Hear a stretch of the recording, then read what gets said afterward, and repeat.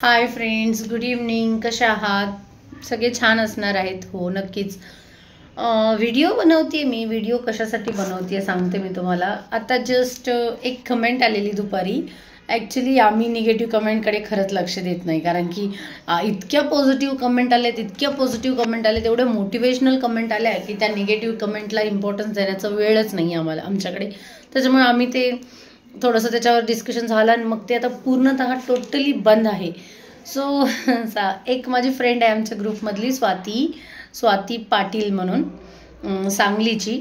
तर तिने मला ही जी कविता आहे तिने म्हणजे आमचा जो प्रोग्राम होता ना हळदी कुंकवाचा, त्याच्या आधीच मला सेंड केली होती. आणि मी तिला म्हटलं होतं, अगं नक्की मी तुला ना ही कविता तुझी एवढी सुंदर लिहिलीस, तू खूप सुंदर लिहिलेली, ऐका तुम्ही नक्कीच.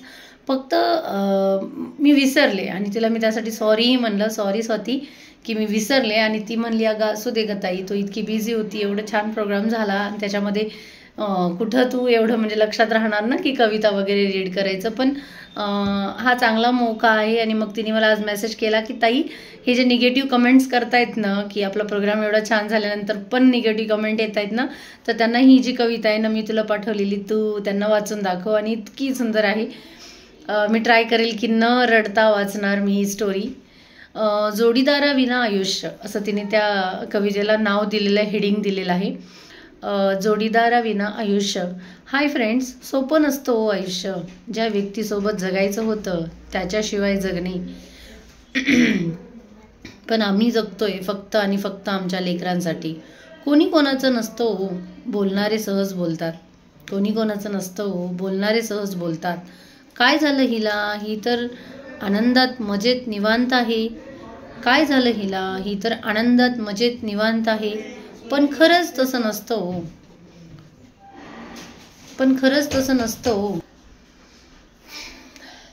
काय झालं हिला, ही तर ते बोलते मी पुढची कविता, थांबा. ओके. जोडीदाराविना आयुष्य. हाय फ्रेंड, सोपं नसतं हो आयुष्य. ज्या व्यक्तीसोबत जगायचं होतं त्याच्याशिवाय जगणे. पण आम्ही जगतोय फक्त आणि फक्त आमच्या लेकरांसाठी. कोणी कोणाचं नसतं हो, बोलणारे सहज बोलतात. काय झालं हिला, ही तर आनंदात मजेत निवांत आहे. पण खरंच तसं नसतं हो. जोडीदाराविना आयुष्य. हे दुःख, ही वेळ खूप वाईट असते हो.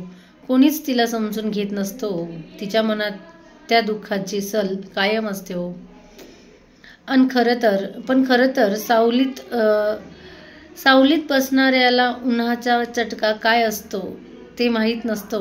त्यासाठी स्वतः सहन करावं लागतो.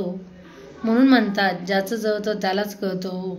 खरंच ज्याच्यासोबत जगायचं होतं त्याच्याशिवाय जगणं अवघड असतं. जोडीदाराविना जगणं अवघड असतं. सो ही तिने मला सुचवलं की ताई तू हे वाच. खरंच खूप छान आहे स्वाती, आणि थँक्स, खूप सुंदर लिहिलंस तू. स्वाती आहे आमची सांगली जिल्ह्याची सिंगल मदर, स्वाती पाटील. आणि सो हे असं म्हणजे काही कमेंटला रिप्लाय म्हणून नाही बनवलेला व्हिडिओ मी, कारण की निगेटिव्ह कमेंटला रिप्लाय नाहीच द्यायचा आहे असं आम्ही आधीपासूनच ठरवलेलं होतं. सो हे एक फक्त आमच्या मनाची भावना आहे की सोपं नसतं जोडीदाराविना जगणं. आणि ते आम्ही जगतोय. आणि कसं जगतोय आणि त्या जगण्यामधून आम्ही जर स्वतःसाठी काही स्वतः करत असू तर त्याला सगळ्यांनी सपोर्ट करावा.